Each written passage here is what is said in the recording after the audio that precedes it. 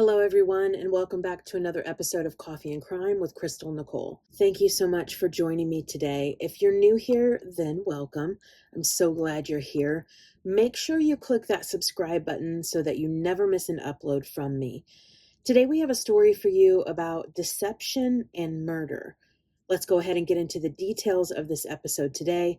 So grab some coffee and let's talk some crime.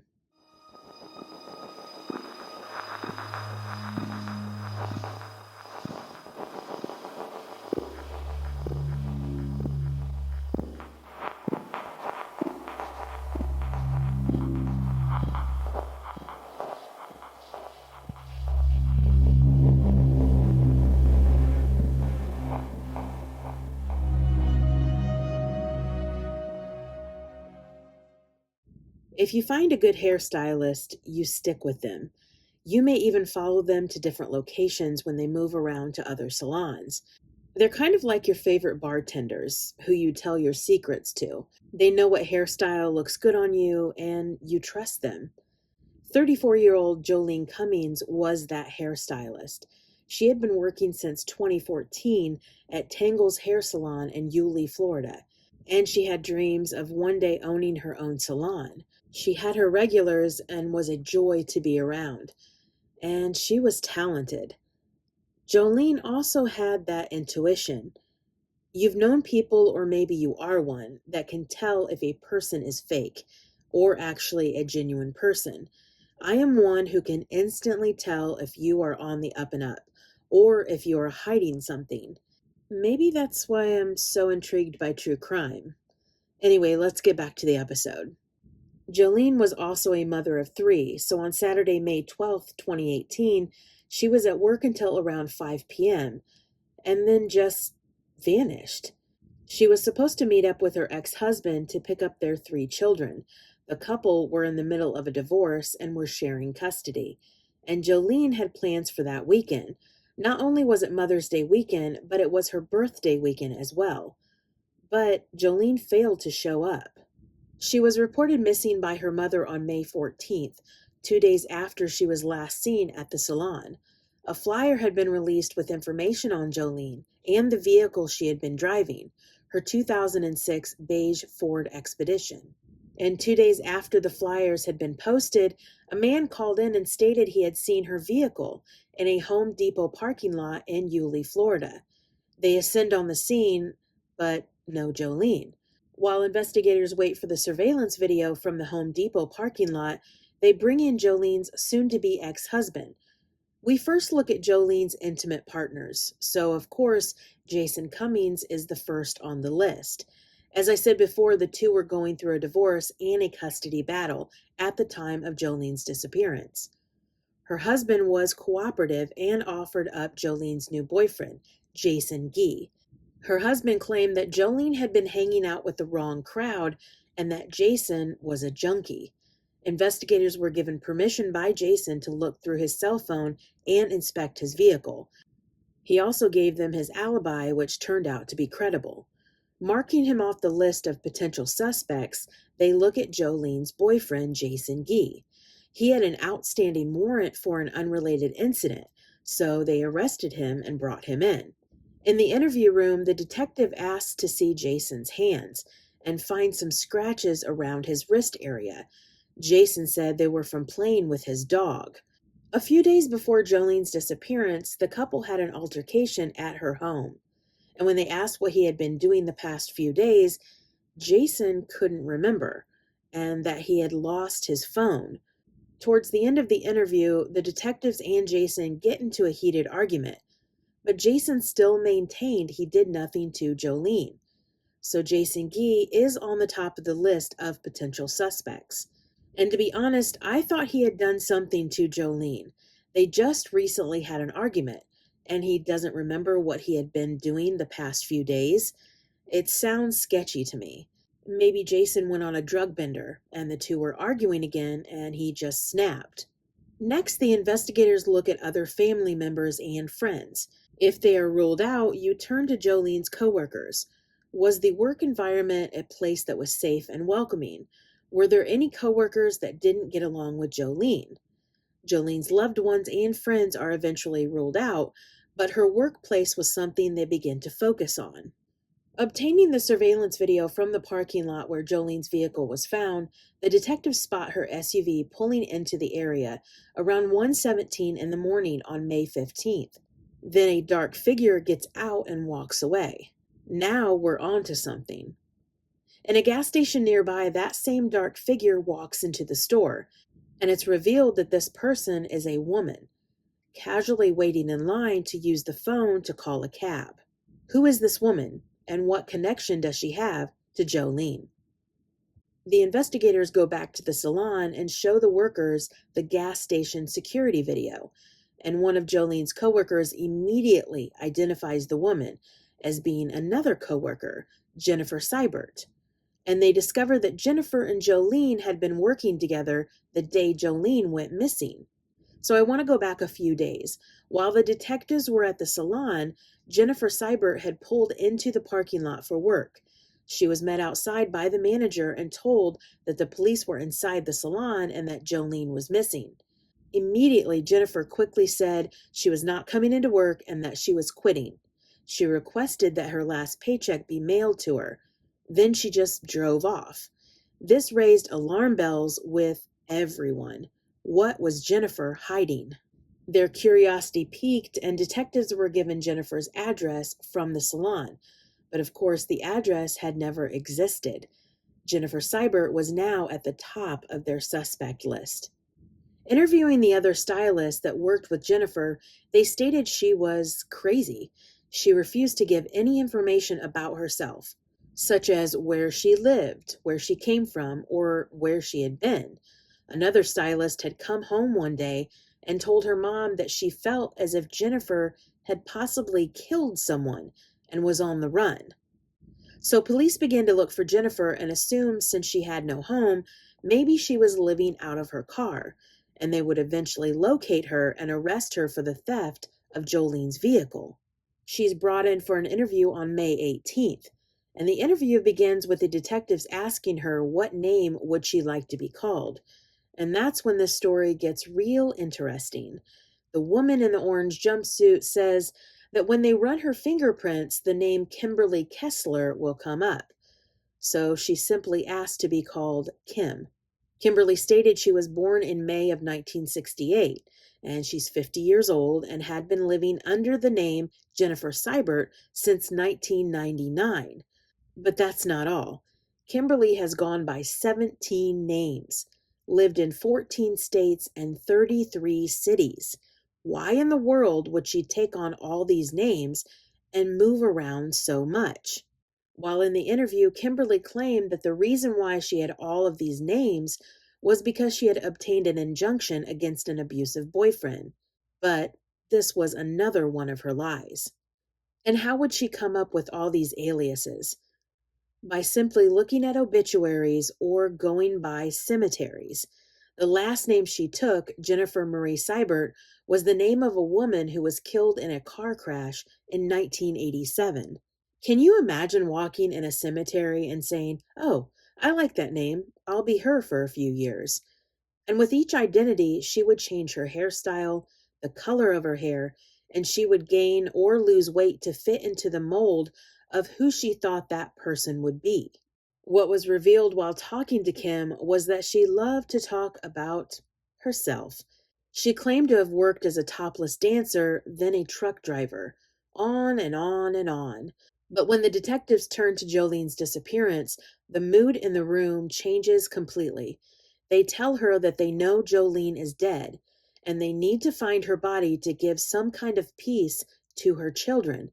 But Kim denies having anything to do with Jolene and requests an attorney. And during the interview, Kimberly had a visible laceration on her face, which she tried to cover up with band-aids. So off Kimberly goes to jail while the investigators return to Tangle's salon for a more thorough look at the place. And what they find is astonishing. With the naked eye, the salon looks clean and presentable, but when the forensic team applies luminol, a substance that when sprayed on an area will turn blue if blood is present, it lights up like the 4th of July. A mop was located in the salon that tested positive for blood as well. Some kind of altercation happened in that salon. Security cameras located behind the salon recorded Kimberly throwing trash bags in one of the dumpsters on May 13th, and it seemed as if the bags had significant weight to them. She's also seen with a large blue plastic tote near the dumpsters, pouring something out. Detectives recovered the tote close by the salon in the woods, and it too tested positive for blood, and a portion of one of Jolene's fingernails was found in that tote as well. What the hell happened? But on May 14th, the trash company had come and emptied the dumpster. And after contacting the landfill company, they discovered the landfill was located in Georgia. So in the heat of July, teams combed through this landfill, through the stench, the rotting materials, and heat. They came up with nothing. So a warrant is issued to go through Kimberly Kessler's internet history, where they find searches for female serial killers in Florida and no body, no crime. Combing through her past, they contacted former landlords, friends, and boyfriends, and came up with one thing: that Kimberly Kessler was evil. One landlord stated Kimberly was obsessively paranoid. A former boyfriend had broken up with her, and she had told him, "I'll get even with you." Then, when he fell asleep, she took a baseball bat and hit him in the mouth, knocking all of his teeth out. And in a conversation with another boyfriend, she claimed she had shot a former boyfriend and killed him. Then the detectives found that Kimberly had also been married for a time, meeting her then husband while she was a stripper. He stated she was very exotic and wore a lot of wigs. At that time, she went by the name Melissa McKernan. He also admitted he had gotten her name tattooed across his chest, and he was very surprised when the detectives informed him that wasn't her real name. Investigators also found that Kimberly had visited the local Walmart hours after Jolene's disappearance. They obtained those security videos and found Kimberly at the self-checkout. She purchased a gallon of ammonia, some rubber gloves, and a Black & Decker electric knife.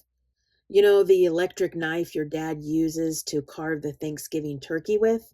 Yeah, that kind of knife. That sent chills down my spine. While police are piecing together this crime, Kimberly is sitting in solitary confinement. And in one telephone conversation, Kimberly tells her mother they have nothing on her, that she didn't do anything, and that the police think they're making her uncomfortable by keeping her in solitary confinement. She laughs it off and says she's enjoying the alone time. I think Kimberly has no worries because she knew they would never find Jolene's body. Gathering all of the evidence, Kimberly Kessler is charged for the murder of Jolene. And during her pretrial hearing, she went on a hunger strike, getting down to only 70 pounds. She claimed she wasn't eating because she was afraid they were poisoning her. But Kim was disgusting towards the guards and the other workers at the jail, throwing her own feces at them. You see, Kimberly wanted everyone to think she was crazy, and her defense team took that opening to claim she was not competent to stand trial. And guess what? The judge agreed, sending her to a behavioral hospital. A competency hearing was held just 3 months later, and the judge ruled Kimberly was ready to go to trial. Kimberly tried to control the narrative. She thought if she acted crazy, she could never be put on trial. But everyone saw right through her act. Cases like this are so hard to try because Jolene's body was never found. With a body, you could possibly conclude the what, when, how, and who. So the prosecution gathered whatever evidence they had and crossed their fingers. The Nassau County Courthouse was the setting of this bizarre trial, with Judge James H. Daniel presiding, and Kimberly was its ringleader. She would not stop acting crazy, and every day she had some kind of outburst, disrupting the court and being a nuisance. A reoccurring outburst was that Kimberly claimed that one of her attorneys was Jolene's cousin, which was not true. So every day, Kimberly was brought into court in a wheelchair and restraints, and asked if she would like to participate, and every day she said no. She was taken downstairs where she could watch the trial unfold on a television screen. The jury was not told about her outbursts or her claiming to be crazy. All they knew was that the defendant was not at her own trial. Kimberly's defense attorneys didn't deny that she had been involved with Jolene's disappearance. They just claimed that it was not premeditated and claimed that some kind of altercation happened in the Tangles hair salon on that day. I've got to say that the defense attorney did not seem convinced at all of his client's innocence.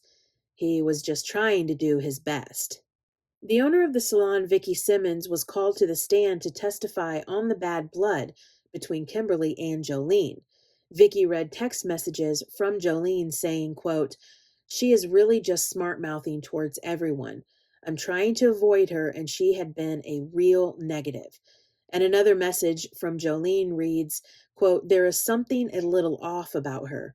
I can't put my finger on it."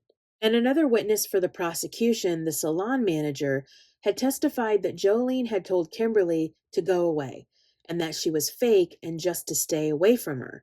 Jolene had a feeling that Kimberly had been lying about everything.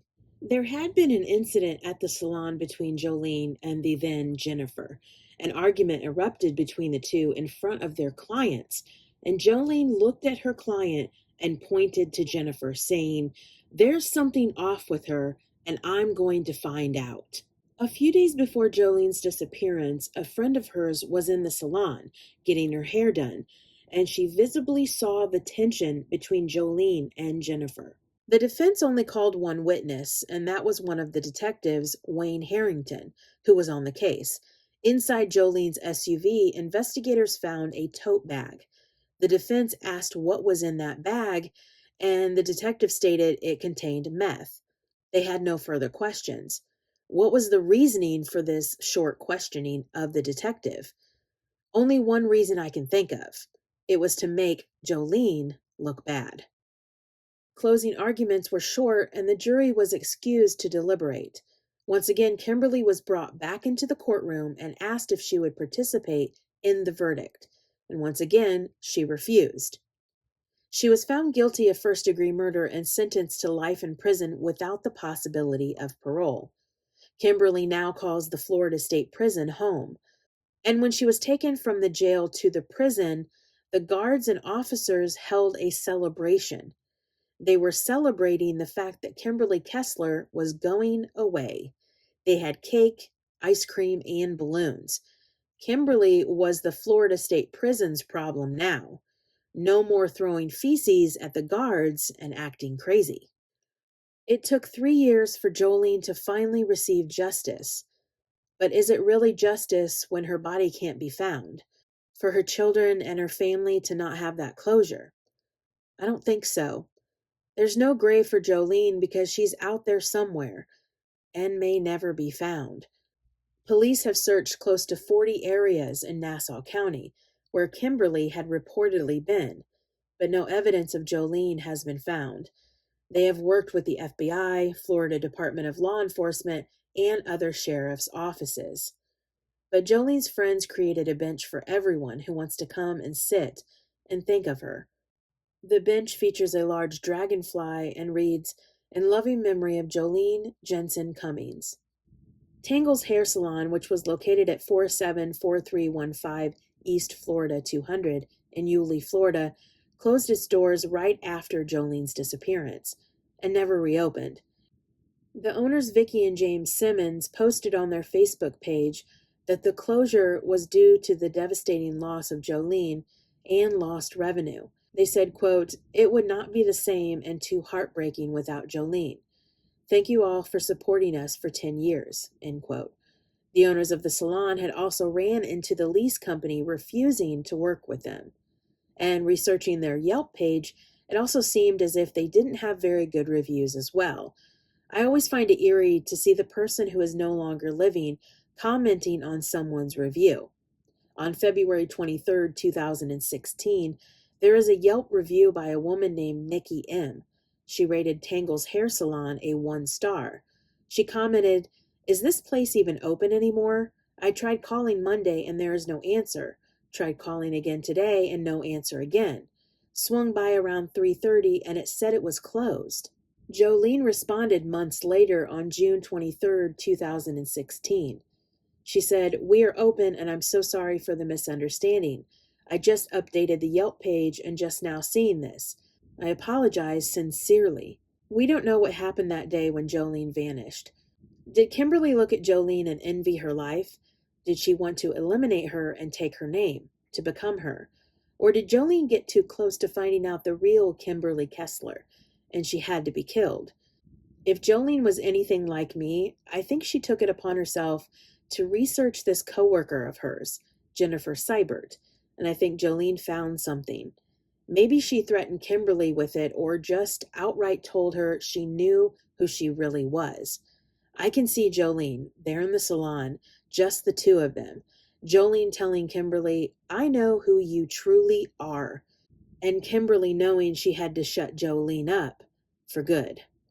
I don't know if this was premeditated or a spur of the moment murder, but looking at the crime scene photos, I can tell you that Jolene fought for her life throughout that salon. The place she loved the most was the place she took her last breath. Were there other victims since Kimberly had so many aliases and lived so many places? Those questions won't be answered if Kimberly has anything to do with it. I do believe she has killed before. Kimberly Kessler was too methodical in the disappearance of Jolene not to have done it before. I wish I could have met Jolene, to sit in her chair and have her style my hair and get to know me. I think her and I would have gotten along quite well. Because if you get a feeling that something is off with a person, you're usually right.